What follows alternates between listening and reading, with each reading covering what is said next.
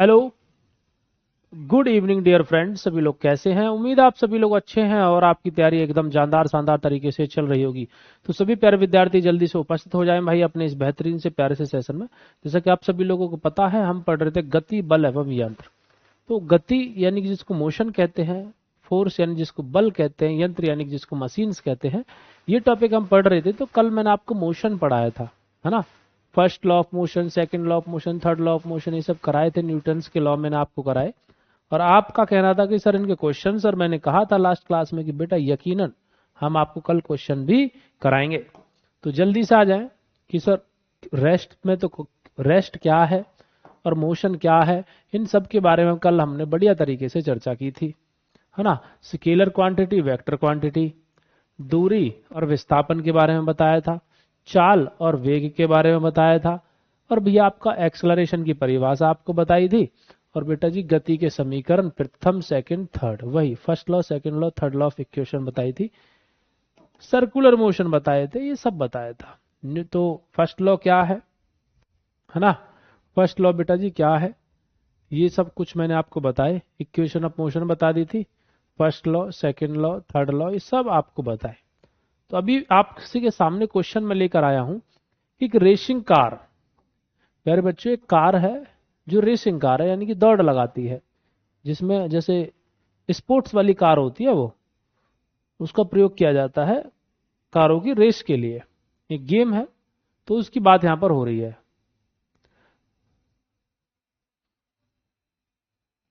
ठीक है। हाँ, गुड इवनिंग सभी का। तो एक रेसिंग कार विराम अवस्था में चलना शुरू करती है। एक रेसिंग कार बेटा जी विराम अवस्था में, विराम का मतलब है रेस्ट, रेस्ट वाली अवस्था से चलना शुरू करती है और 4 मीटर पर सेकंड स्क्वायर के समान त्वरण से चलती है। 10 सेकंड में कितनी दूरी तय करेगी? अब देखिए बेटा, आपसे पूछ रहा है बेटा डिस्टेंस। आपसे क्या पूछ रहा है सर? डिस्टेंस पूछ रहा है। आपको डिस्टेंस निकालना है, दूरी निकालना है, कितनी दूरी तय करेगी। तो दूरी के लिए जो फॉर्मूला था, एस के लिए फॉर्मूला जो था बेटा जी, मैंने आपको क्या बताया था? सबको पता है भाई। फॉर्मूला क्या था? सेकंड लॉ ऑफ, या सेकंड वो इक्वेशन ऑफ मोशन हम यूज में ले रहे होंगे, है ना। सेकंड इक्वेशन ऑफ मोशन हम यूज में लेंगे।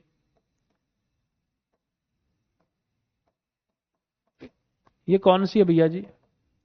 जिसमें हम बता रहे होते हैं जो एस है, वो एस को हम कैसे निकाल सकते हैं? आप बोलेंगे सर यू टी प्लस में हाफ ए टी स्क्वायर।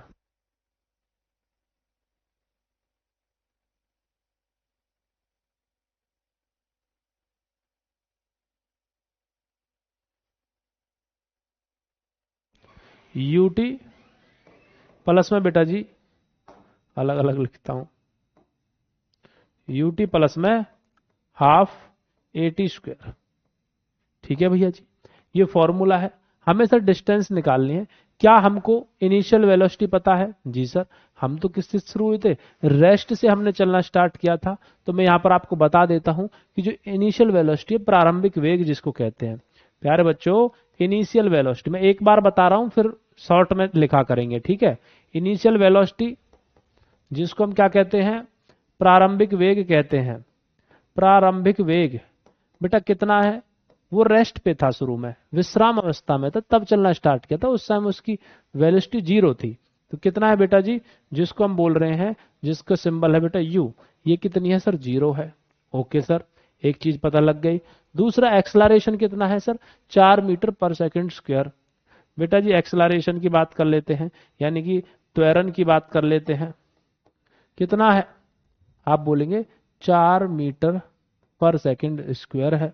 आपके पास टाइम भी है भैया, 10 सेकंड में कितनी दूरी तय करेगी, तो आप टाइम को भी लिख लीजिए।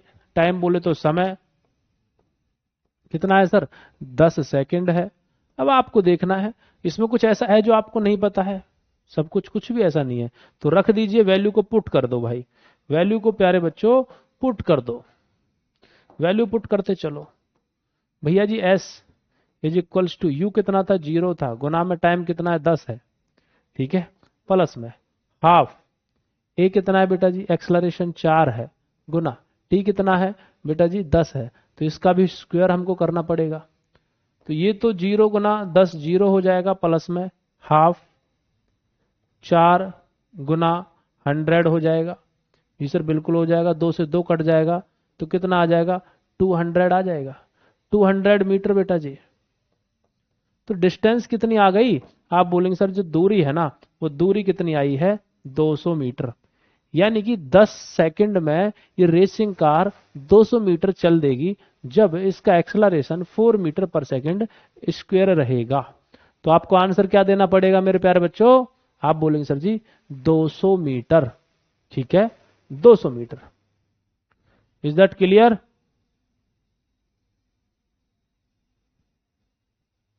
Very good. तो इस तरीके से आप अपने क्वेश्चंस को बेटा लगा रहे होंगे। सेकंड क्वेश्चन आ जाते हैं बेटा जी।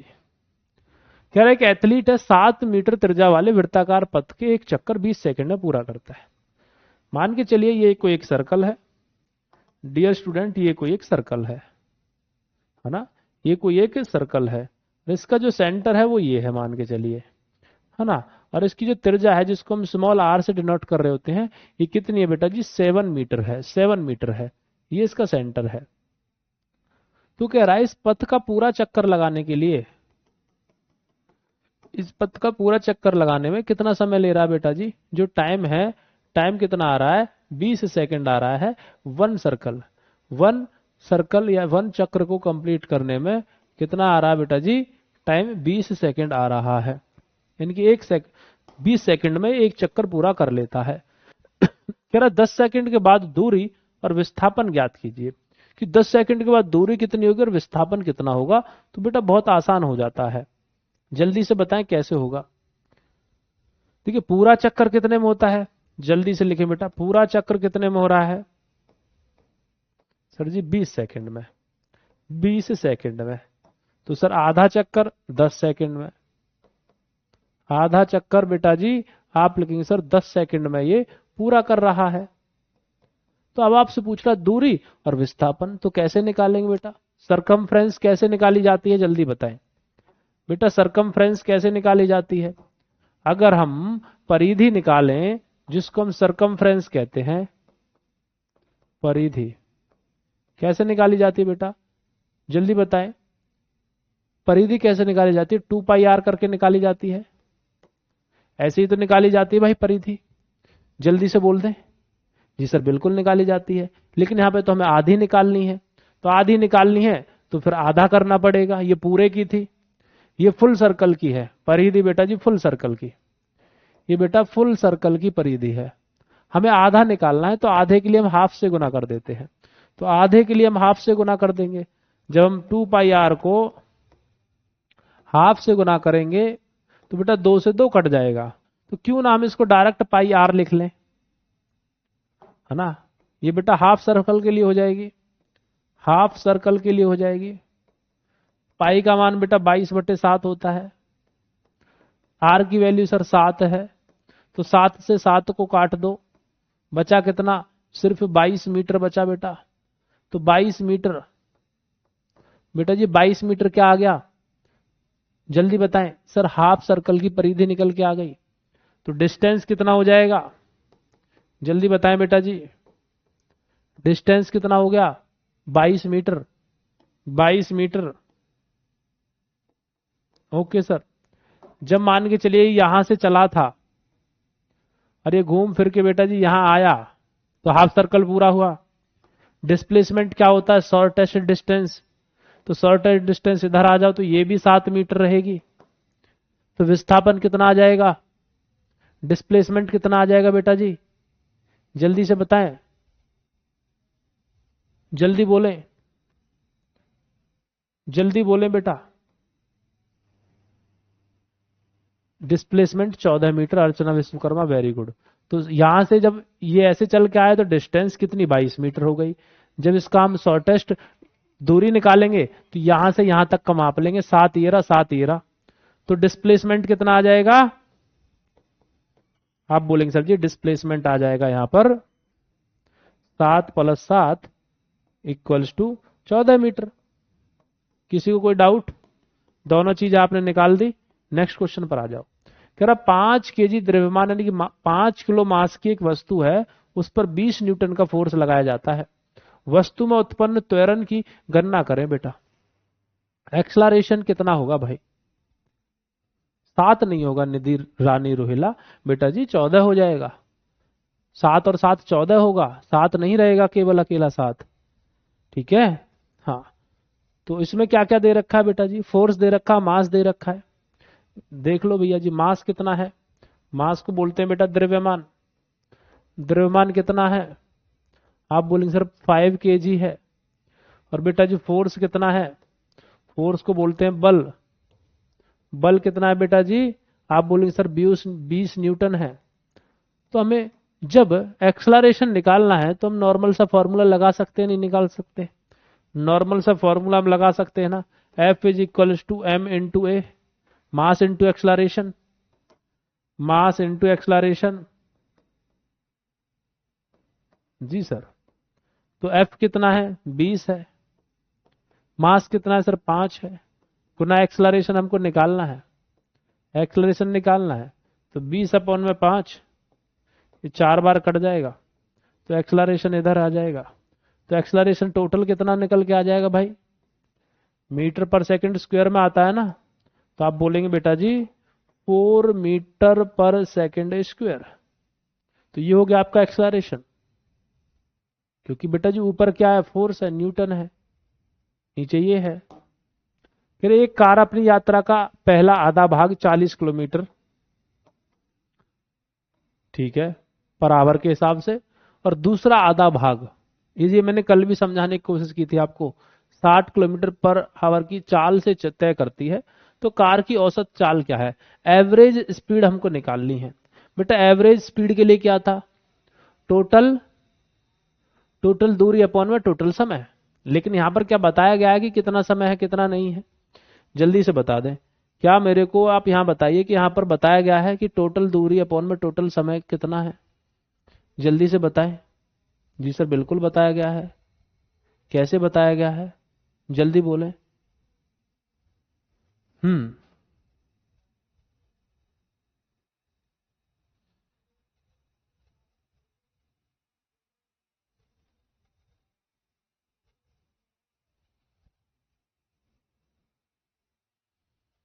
जल्दी बोले भाई।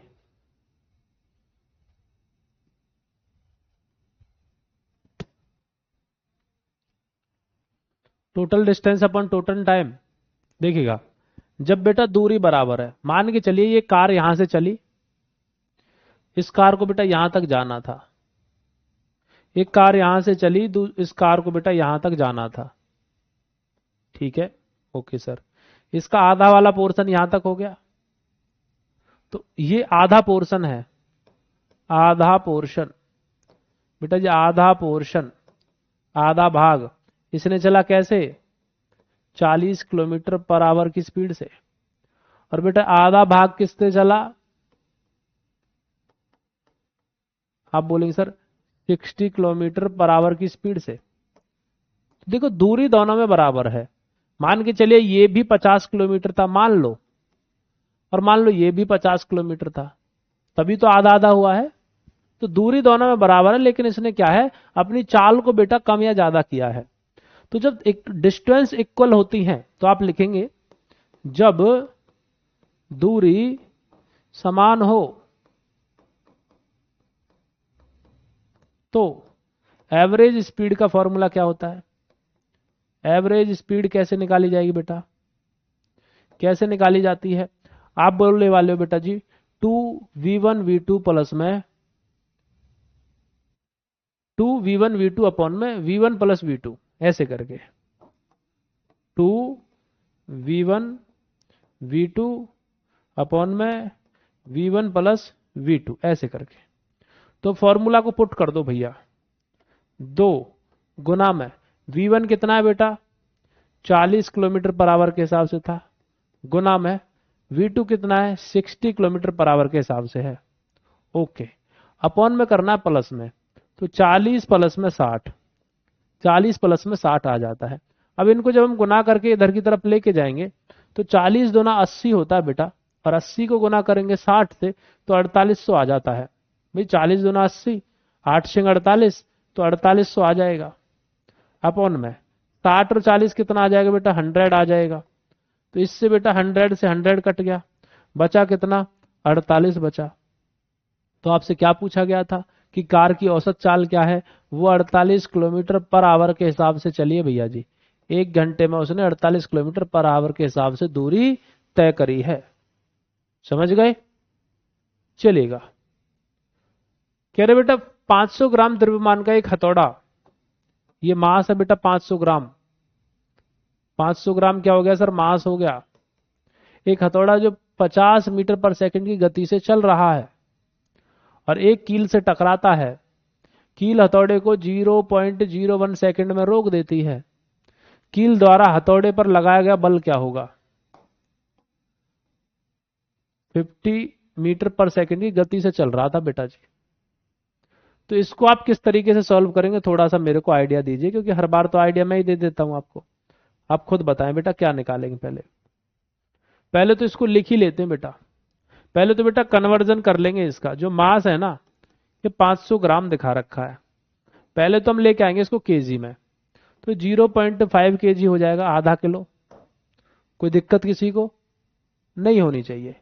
दूसरी बात कह रहा है इसमें जो वेलोसिटी है ना 50 मीटर पर सेकंड की गति से चल रहा है ऑलरेडी, और फाइनल वेलोसिटी कितनी है बेटा? तो आप क्या बोलेंगे? तो इनिशियल वेलोसिटी जिसको बोलते हैं यू के हिसाब से, यू क्या है बेटा, मैं लिख देता हूं, इनिशियल वेलोसिटी है, प्रारंभिक वेग है। ये बेटा जी क्या है, प्रारंभिक वेग है। ऐसे करके ये कितना है, 50 मीटर पर सेकंड है बेटा जी, 50 मीटर पर सेकंड है। Okay sir. और v कितना है बेटा? v तो 0 है, क्योंकि लास्ट में तो 0.01 सेकंड से कम समय में वो रोक देती है। तो बेटा जब हम v निकालेंगे, जिसको हम फाइनल वेलोसिटी कहते हैं, अंत में तो वो रुक गया था। ये कितनी सर, 0 मीटर पर सेकंड है। ऐसे ही तो लिखेंगे जी सर, बिल्कुल लिखेंगे। टाइम कितना लगा? टाइम लगा बेटा 0.01 सेकंड लगा, इतना समय लगा। जी सर बिल्कुल लगा। अब इसके लिए फॉर्मूला आपको निकालना है बेटा जी। सबसे पहले तो हम निकालेंगे एक्सलरेशन। सबसे पहले बेटा जी हम क्या निकालेंगे, एक्सलरेशन निकालेंगे। सबसे पहले हमें क्या निकालना है बेटा जी, एक्सलरेशन निकालना है। तो एक्सलरेशन के लिए इसमें से कौन कौन सी चीजें यूज में लेने वाली हैं बेटा? v माइनस यू अपॉन में t, है ना भैया। आपका फाइनल में से इनिशियल घटाया जाएगा अपॉन में टाइम।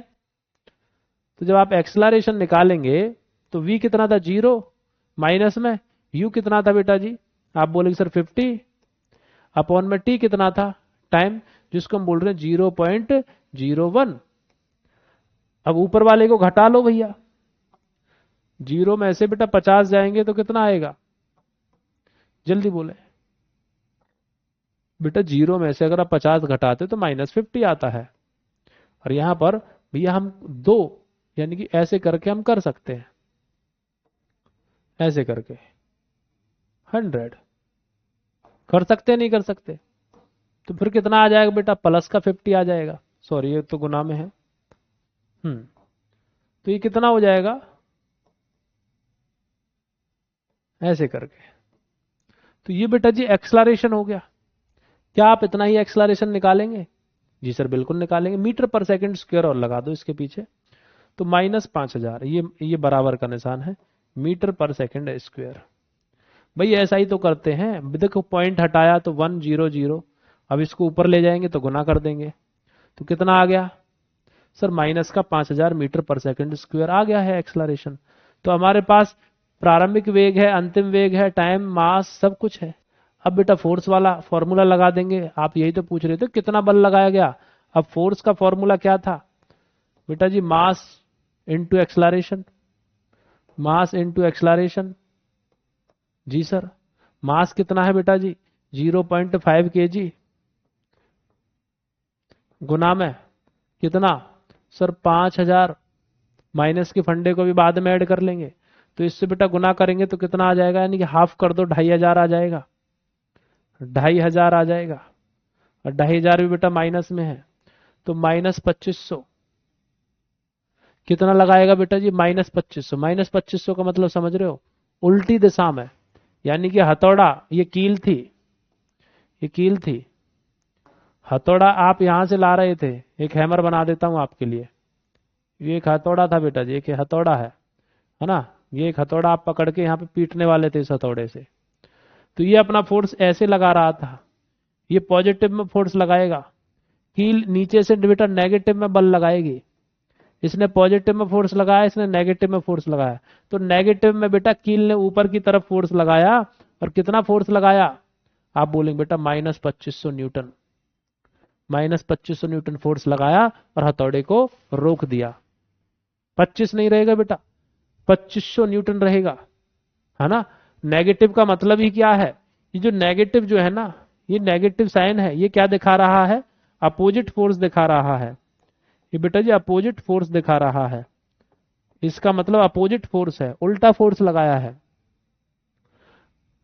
इस हथौड़े ने नीचे इसको कूटा, उसने नीचे से उल्टा फोर्स लगाया, तभी तो वो इस हथौड़े को रोक पाई कील।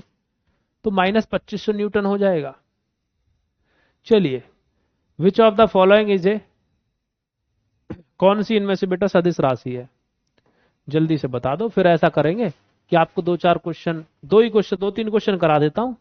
10 क्वेश्चन लाया हूं आपके लिए। इन 10 क्वेश्चन को आपको होमवर्क में दे दूंगा, ऑप्शन वालों को, ठीक है? बेटा रिपीट कर दें?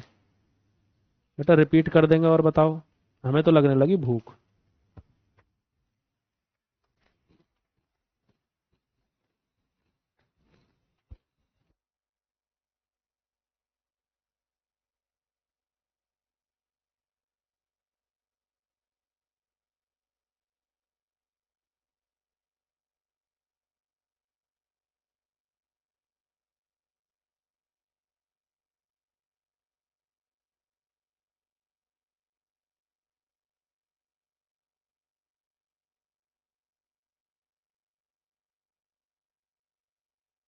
बेटा जी, ये हथौड़ा था, हथौड़े में वजन आधा किलो था।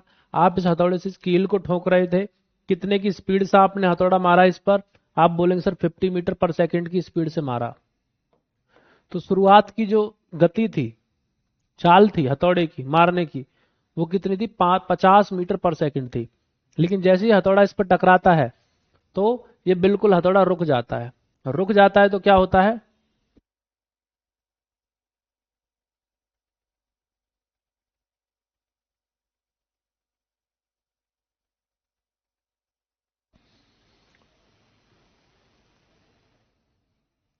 अरे वॉइस प्रॉब्लम नहीं हुई थी भैया, वॉइस बंद करी थी यार, मैं मुंह चल रहा था मेरा, वो तुम्हें कचर कचर सुनता पूरे दिन भर।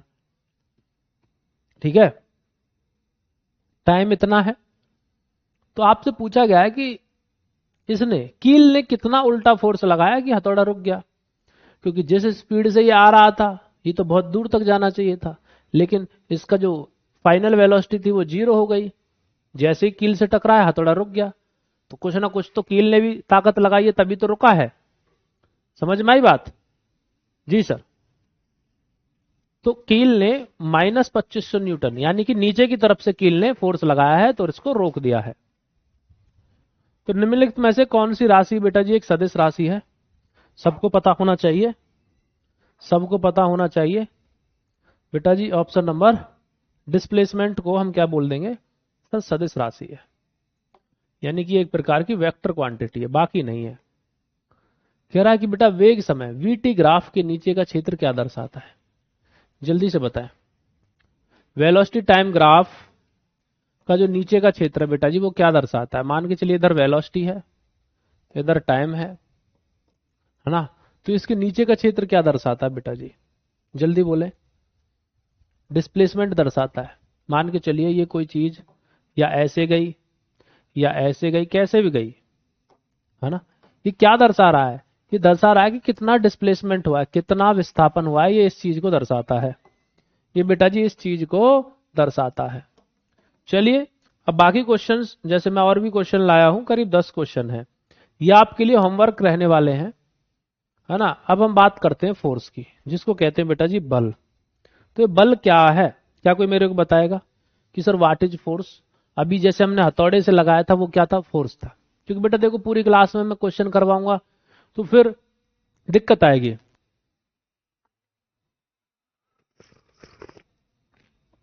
नीतू यादव कह रहे हैं सर आपको हमारी यूनिवर्सिटी में आके कैसा लगा बनारस। नीतू यादव बेटा आप वहां थे या आपने बस रील देखी?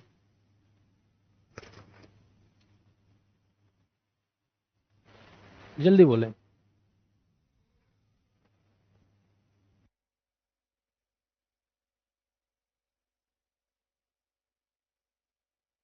वेरी गुड पूजा। पुश और पुल, या तो हम खींचने पे बल लगाते हैं, धक्का देने पे लगाते हैं।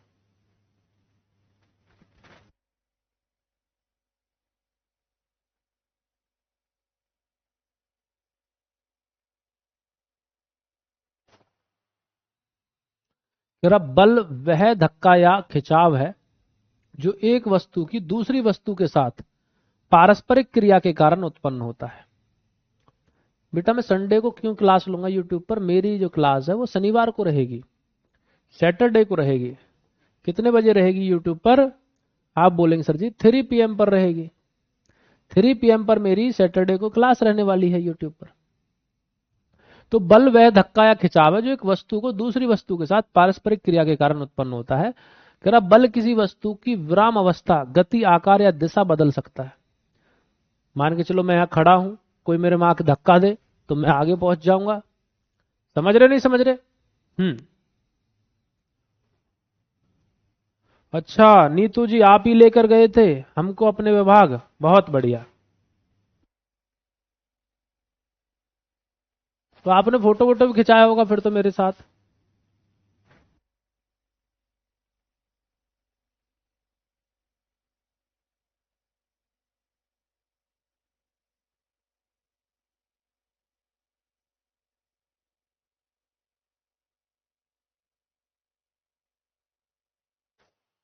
Okay okay. तुम लोग ही मिले थे यूनिवर्सिटी में, शायद बीएड वगैरह के छात्रा थे तुम लोग, 3-4 लोग मिले थे शायद, है ना?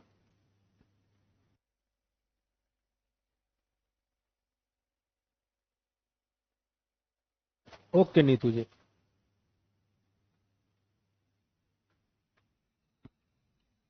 हमारी कॉफी हो चुकी है खत्म, अब वापस आओ। देखो फोर्स जब हमने किसी पे बल लगाया ना तो वो वस्तु या तो अपनी अवस्था चेंज कर देगी। जैसे कि आपने कोई लोहे की चद्दर ले ली, इस पे तुमने हथौड़ा बजाया तो ये थोड़ा सा फैल जाएगी, पिचक जाएगी। भले थोड़ी सी फैले, चाहे इसमें हल्का सा ही गड्ढा हो लेकिन हो जाएगा। या फिर अगर ये बस होती और तुम यहां से धक्का लगाते तो हो सकता है बस आगे भाग जाए, है नहीं है? तो वही चीज आपसे बोला जा रहा है कि बल किसी वस्तु की विराम अवस्था को बेटा गति में ला सकता है, विराम अवस्था को गति में ला सकता है। गति को मान के चलिए वो 40 मीटर पर सेकंड के हिसाब से कोई बस चल रही है तो उसको हो सकता है तुम पीछे से धक्का देने लग जाओ, एक टक्कर मारो तो वो 60 मीटर पर सेकंड की स्पीड से चलने लग जाए।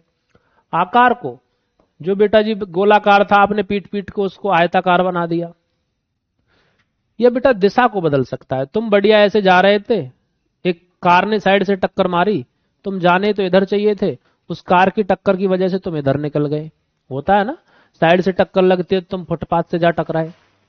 तो ये सब क्या है बेटा? ये फोर्स ही है।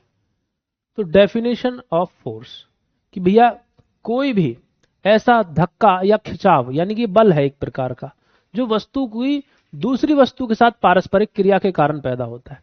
जब तक हथौड़ा कील से नहीं टकराया था कुछ भी ऐसा नहीं था जो बदला हो, लेकिन जैसे ही हथौड़ा कील से टकराया हथौड़ा रुक गया।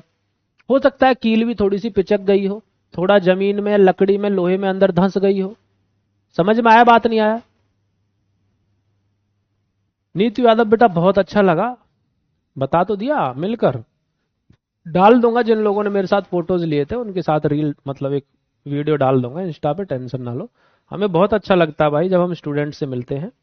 हालांकि मैं ज्यादा बोलता बोलता ना हूँ स्टूडेंट्स के बीच में, लेकिन कभी भी मेरी रिक्वेस्ट है आप सभी लोगों से, जब भी कभी आप मिला करो हम लोगों से, टीचर लोगों से, तो आप हमें बताया करो कि सर हम इस बैच के स्टूडेंट हैं। तभी तो मुझे लगेगा कि अच्छा कि तुम हमसे इस बैच में पढ़ते हो।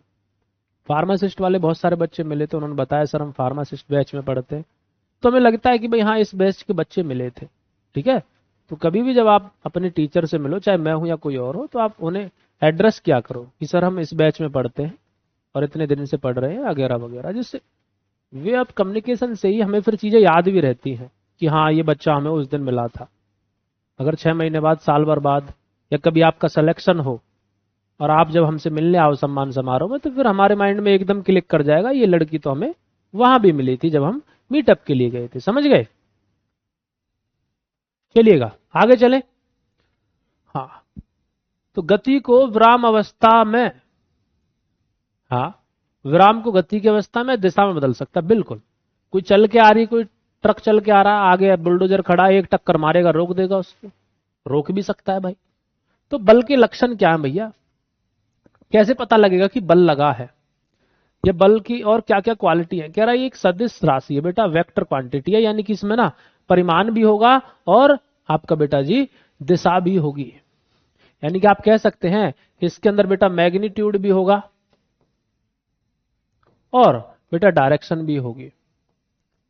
देखो हर किसी चीज के, हर एक टॉपिक के क्वेश्चंस मैं आपको कराऊंगा, लेकिन उसके लिए थ्योरेटिकल कॉन्सेप्ट आपको चाहिए। आपको हर चीज की यूनिट पता होनी चाहिए, यूनिट में कैसे कन्वर्ज करते हैं ये पता होना चाहिए। बेसिक चीजें ये आपने खुद ने सीखी होंगी अब से पहले, है ना। और आपको न्यूमेरिकल्स को टैकल करना आना चाहिए कि एग्जामिनर क्या पूछ रहा है। जो चीज दे रखी है पहले उसको लिख लो, ठीक है। और सभी फॉर्मूलेज आपको पता होने चाहिए। ठीक है समरीन खातून, ओके। तो अस्थायी मात्रक क्या है बेटा? यूनिट न्यूटन है बल की, फोर्स की। सीजीएस बेटा सेंटीमीटर ग्राम सेकंड की अगर बात करें तो डायन है। तो एक न्यूटन कितने के बराबर होता है? 10⁵ डायन के बराबर होता है, अगर आपसे पूछ लिया जाए तो। फोर्स का फॉर्मूला अभी मैंने आपको बताया भी है पीछे बार बार, अभी क्वेश्चन में, force is equals to mass into acceleration. कह रहा बलों के प्रकार, टाइप्स ऑफ फोर्सेस। एक कांटेक्ट फोर्स होता है, एक बेटा नॉन कांटेक्ट फोर्स होता है ना। तो कांटेक्ट फोर्स के अंदर क्या क्या चीजें आती हैं? कह रहा जो भौतिक संपर्क से लगते हैं, जब दो चीजें आपस में टच होती हैं उसको कांटेक्ट फोर्स कहते हैं। जैसे कि पेशीय बल, हमारे शरीर की मांसपेशी द्वारा लगाया गया बल। घर्षण बल, जो गति का विरोध करते हैं। मैं इधर चलूंगा तो मेरे चप्पल के अंदर जो सतह है वो फर्श की सतह से टकराकर पीछे की तरफ फ्रिक्शन लगाएगी, तभी मैं आगे बढ़ूंगा। ठीक है, हाँ, ओके। तो बेटा जो गति का विरोध करता है वो घर्षण बल है। मस्कुलर बल हमारी मांसपेशियों के द्वारा लगता है। एक होता है असंपर्क बल, जो बिना भौतिक संपर्क के, एक दूसरे के टच में आए बिना जो फोर्स लगता है उसको हम असंपर्क बल कहते हैं, जैसे कि गुरुत्वाकर्षण बल। तो ब्रह्मांड में किन्हीं दो पिंडों के बीच लगने वाला आकर्षण बल, ये एक दूसरे को खींच रहे हैं, लेकिन क्या ये कभी टच हो रहे हैं? नहीं। भाई मैंने तुम्हें धक्का दिया, तुम दूर जा पड़े, मैंने तुमको टच ही तो किया, संपर्क में आए बिना। हथौड़ा जब तक कील से नहीं लगा था, कील दीवार में नहीं ठुकेगी। लेकिन किसी भी दो पिंडों के बीच में, यानी कि आप कह सकते हैं बेटा जी किसी भी दो ऑब्जेक्ट के बीच में जो फोर्स लगता है, आकर्षण बल, जैसे चुंबक वाला बल होता है, ये सब नॉन कांटेक्ट फोर्स है, बिना संपर्क में आए ही बल लग रहा होता है।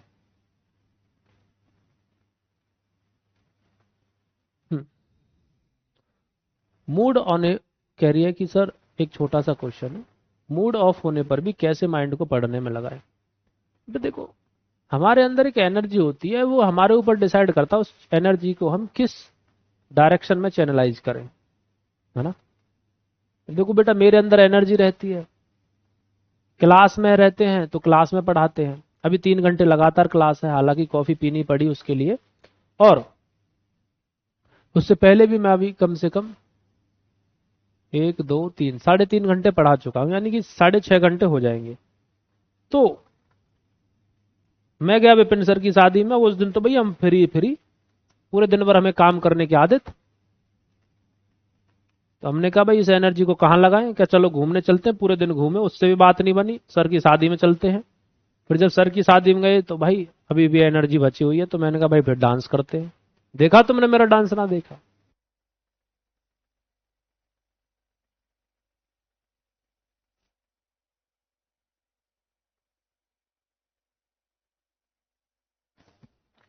जिस चीज की वजह से तुम्हारा मन नहीं लग रहा है,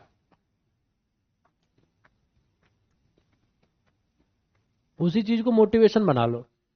जैसे तुम्हें कोई डांट देता है, तुम्हें सुना देता है, तुम्हें कोई एटीट्यूड दिखा देता है, तुम्हें तो कोई तुम्हारी औकात बताने लग जाता है, तो तुम क्या करते हो?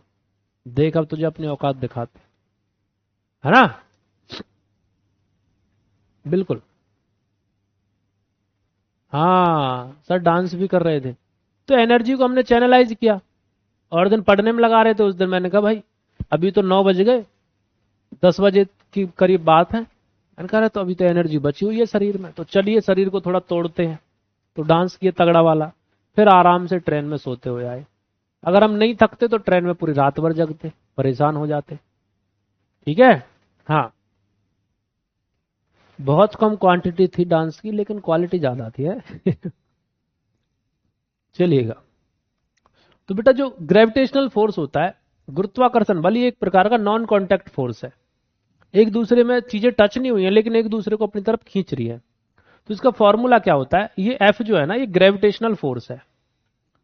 ये क्या बेटा जी? इसको बोलते हैं ग्रेविटेशनल फोर्स, गुरुत्वाकर्षण बल। तो जी है, जी बोले तो ग्रेविटेशनल कांस्टेंट होता है बेटा। ग्रेविटेशनल कांस्टेंट होता है। बता देंगे, अभी न्यूमेरिकल कराएंगे तो सब बता देंगे। M1 मास 1, और देखिए दो बॉडी है, मान के चलिए दो सब्जेक्ट है, ये M1 है, ये M2 है। तो इन दोनों के बीच में जो फोर्स है बेटा जी, इन दोनों के बीच में जो फोर्स लग रहा है, उसी को तुम क्या बोल रहे हैं? ग्रेविटेशनल फोर्स बोल रहे हैं। उसी को तुम ग्रेविटेशनल फोर्स बोल रहे हैं, उसी को हम गुरुत्वाकर्षण बल बोल रहे हैं। तो जिन दो चीजों के बीच में आपको गुरुत्वाकर्षण बल निकालना है, एक को M1 मानेंगे, एक को M2 मानेंगे। तो M1 इंटू में M2, और इन दोनों के बीच की बेटा रेडियस भी मानेंगे। अब जैसे कि ये मैंने बहुत छोटा लिख दिया, इसकी रेडियस को बताना है तो मैं बड़ा लिखता हूं इसको। इसकी रेडियस को बताना है तो मैं इसको बड़ा लिखता हूं, है ना? मान के चलिए M1 था, ये M2 था बेटा जी।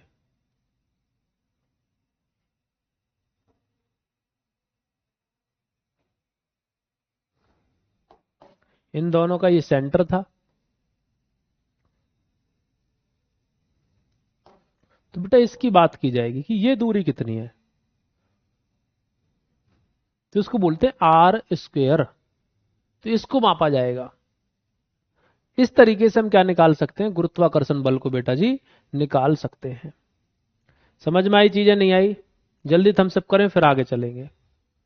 अब है स्थिर विद्युत बल, इस पे क्वेश्चन कराऊंगा, टेंशन ना लो। अभी थ्योरेटिकल पोर्शन कराया है, अगली क्लास में क्वेश्चन भी कराएंगे, घबराना नहीं है बिल्कुल भी, जैसे आज कराए थे ना।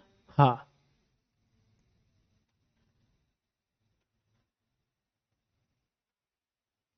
इन बातों का फर्क नहीं पड़ता कि किसने क्या कह दिया। तो बेटा पहले उसकी खोपड़ी फोड़ दिया कर, जिसने तेरे से जो कुछ कहा हो। पहले टेंशन को ही खत्म कर, पढ़ेंगे बाद में। स्थिर विद्युत बल बेटा इलेक्ट्रोस्टैटिक फोर्स, कह रहा दो आवेशित चार्ज जो वस्तुएं होती है ना, उनके बीच लगने वाला बल। चुंबकीय बल, चुंबक द्वारा लगाया गया बल। आप इसको विद्युत चुंबक समझ सकते हो, है ना? जब दो लोगों के बीच में चार्ज होता, आवेश होता, तो उनके बीच में जो बल लगता है, ये चुंबक वाला बल है।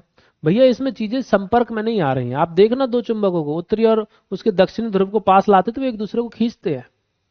दोनों को सेम लाते तो एक दूसरे को रिपेल करते हैं, तो वो भी बल है। तो ये संपर्क और असंपर्क बल है।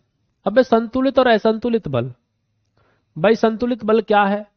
जब नेट बल फोर्स, जो नेट फोर्स जिसको बोलते हैं, वो शून्य हो, when net force is zero. बेटा जी जब नेट फोर्स कैसा हो? जीरो। इससे वस्तु की गति की अवस्था में परिवर्तन नहीं होता। नेट फोर्स जीरो का मतलब क्या है? ये डब्बा है, अच्छा गाड़ी मान लो, दो लोग इधर धक्का दे रहे हैं और दो लोग इधर धक्का दे रहे हैं। इस गाड़ी को हिलने ही नहीं दे रहे भाई, गाड़ी बीच में ही खड़ी है, थोड़ा बहुत हिलती है, उधर से धक्का लगाते हैं, दोनों एक दूसरे को धक्का लगा रहे हैं, तो नेट फोर्स जीरो है। तुम कहोगे भैया मैं 40 न्यूटन फोर्स लगा रहा हूं, ये कहेगा भैया हम भी 40 न्यूटन फोर्स लगा रहे हैं। मैं कहूंगा भैया 40 तुम लगा रहे हो, 40 वो लगा रहे हैं, दोनों का घटाकर कितना आ गया, जीरो आ जाता है। अगर यहां पर एक मोटे ताजे मोटू को भेज दें जिसकी वजह से 60 न्यूटन का फोर्स लग जाए, तो फिर गड़बड़ होगी।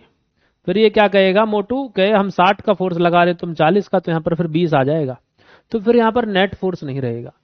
तो इसको बोलते हैं संतुलित बल, दोनों तरफ से बराबर वजन। मान लीजिए कि एक तराजू में 40 किलो का इंसान बैठा है, दूसरे में भी 40 का बैठा, दोनों का वजन बराबर है, तो उसको क्या बोलेंगे, भाई कोई अंतर ही नहीं है तुम्हारे में, बिल्कुल जीरो का अंतर है, तुम में भी 40 किलो वजन, तुम में भी 40 किलो वजन। हाँ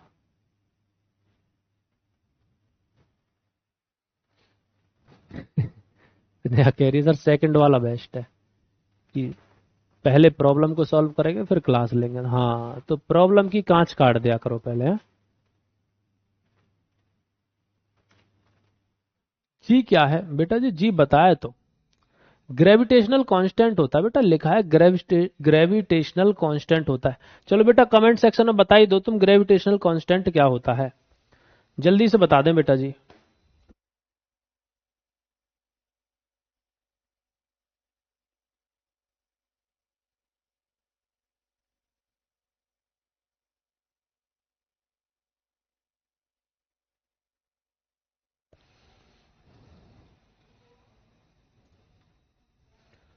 बता दो बेटा जी।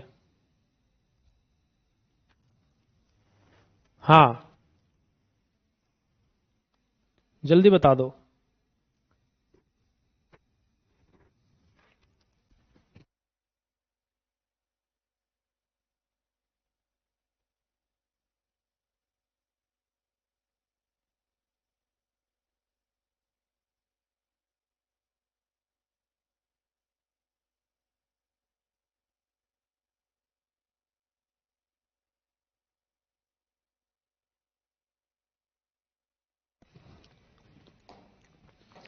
बेटा ग्रेविटेशनल कांस्टेंट जो होता है ना, इसका वैल्यू जो होता है 6.674 इंटू 10 की पावर कितनी रहती है बेटा जी, -11 रहती है।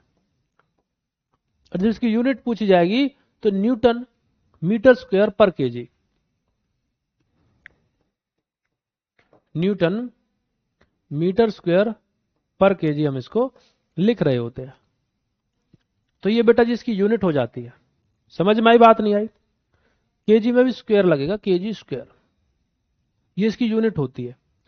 तो मान के चलिए इसका मास फॉर एग्जाम्पल ही ले लें, एक वस्तु का 40 किलो है, दूसरी का 60 किलो है, इनके बीच की रेडियस बेटा 100 है, तो जी को कांस्टेंट ही रखा जाता है।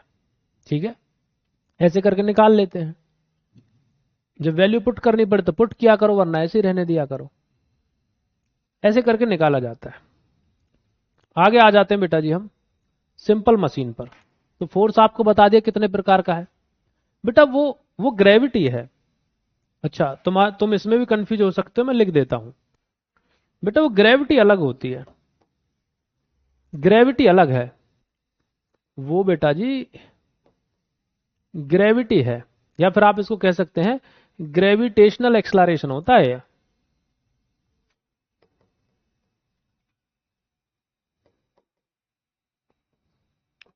9.8 मीटर पर सेकंड स्क्वायर, ये बेटा अलग है। इसको हम 10 भी मान लेते हैं बेटा जी, इसको हम 10 भी मान लेते हैं। क्या मान लेते बेटा जी, इसको हम 10 भी मान लेते हैं। लेकिन वो एग्जाम में अगर एग्जामिनर अगर आपको लिख के देगा, वो लिख के देता है कि जी की वैल्यू आपको 10 मीटर पर सेकंड स्क्वायर लेनी है, वो पहले लिख के देगा। नहीं लिख के देगा तो ऐसे रखेंगे। जब आपको कैलकुलेशन को सॉर्ट करना हो तो आप सीधा 10 ही मान लिया करो, क्योंकि जब आप ऑप्शन वाले सवाल करते हैं ना, तो पॉइंट से करने जाओगे तो बहुत टाइम लग जाएगा। तुम डायरेक्ट 10 माना करो जब ऑप्शन वाले सवाल करने हो, तो जो भी आंसर आया करे देख लिया करो नजदीक कौन सा है ना। थोड़ी बहुत जिसमें चेंज हो वही नजदीक। मान के चलिए तुम्हारा 10 की वजह से आंसर आ रहा 40, ऑप्शन में दे रखा 39.2, बाकी और ऑप्शन कोई 43 है, कोई 46 है, कोई 50 है, कोई 70 है, हालांकि 4 ऑप्शन होते हैं। तो आप देख लोगे भाई नजदीक कौन सा है, सर नजदीक ये वाला है, तो आप इसको आंसर लगा दिया करना। क्योंकि ऑप्शन वाले क्वेश्चंस में जरूरी नहीं होता हम पूरे क्वेश्चन को सॉल्व करें, आपको जहां लगे कि इसका नजदीक आंसर ये पहुंच सकता है तो उसी पे आंसर कर दिया करो, ठीक है। तो ये वाला जो जी है बेटा, एक ग्रेविटेशनल एक्सलरेशन है, ये ग्रेविटेशनल फोर्स है, ये कांस्टेंट है ना, वो भी कांस्टेंट है, ध्यान रखेंगे। इसको गुरुत्वीय त्वरण कहते हैं, इसको गुरुत्वीय या गुरुत्वाकर्षण का नियतांक कहते हैं, ग्रेविटेशनल कांस्टेंट कहते हैं, ठीक है। हाँ, पूरे ब्रह्मांड में बेटा हर जगह ये एक जैसा ही रहेगा, इस बात को आप याद रखेंगे। अब बात करते हैं सिंपल मशीन्स की। कह रहा वह युक्ति जो कार्य को आसान बनाती है, बल की दिशा बदलती है, बल के प्रभाव को बढ़ाती है, उसको मशीन कहते हैं। भाई कोई भी मशीन, चाहे सिलाई मशीन हो, ये पेन है ना, ये भी मशीन है बेटा, ये भी हमारे काम को आसान बना रही है।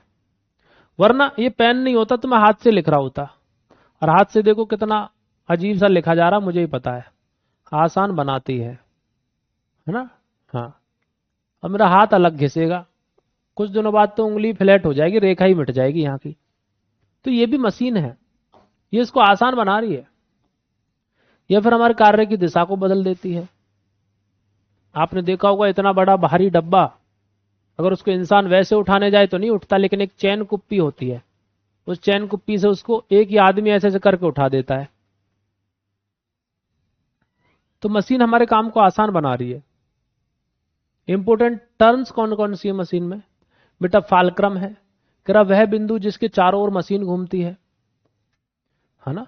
जैसे कि आपकी कैंची होती है, कैंची ऐसी तो होती है बेटा, तो मशीन बेटा जी इसी बिंदु के चारों ओर घूमेगी, ऊपर नीचे। तो ये फालक्रम है, जिसको बेटा हम क्या कहते हैं? आलम कहते हैं। एक आयाम, जिसको प्रयास कह रहे हैं, एफर्ट। कह रहा मशीन चलाने के लिए लगाया गया बल, उस कैंची को चलाने के लिए अब जो बल लगा रहे हो, एक होता भार, लोड, वह वस्तु जिसे उठाना या काटना है। Two object to be moved और वर्क टू बी डन। मान के चलिए कैंची है, कैंची ही बना दूं पहले। मान के चलिए बेटा जी ये कैंची है, आप जो कैंची इस्तेमाल करते हो कुछ कुछ ऐसी होती है ना। आप जो कैंची इस्तेमाल करते हो वो कुछ कुछ ऐसी होती है।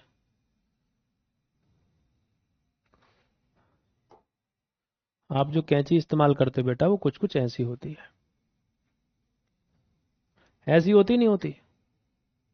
जल्दी बता दो सर। जी सर ऐसी ही होती है, कुछ कुछ ऐसी होती है। तो इस वाले एरिया पे आप बल लगाते हो, इस वाले एरिया पे बेटा जी आप बल लगाते हो। यहां क्या लगाते हो? बल लगाते हो। यहां वो सेंटर बिंदु है जहां से ये कैंची चल रही है।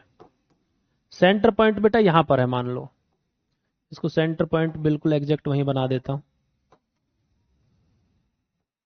ये सेंटर पॉइंट है बेटा जहां से कैंची चलती है, इसको हम फालक्रम कहेंगे, आलम कहेंगे। और बेटा यह वो एरिया है जहां पर कोई भी वस्तु काटी जाएगी। मान के चलिए आप यहाँ पेपर है पूरा, इस पेपर को काटने जा रहे हैं, तो ये क्या चीज है बेटा? ये लोड है, भार है। हो सकता है कोई मशीन होती वजन उठाने वाली, तुम इसको उठा रहे होते, ठीक है। तो ये क्या है बेटा जी?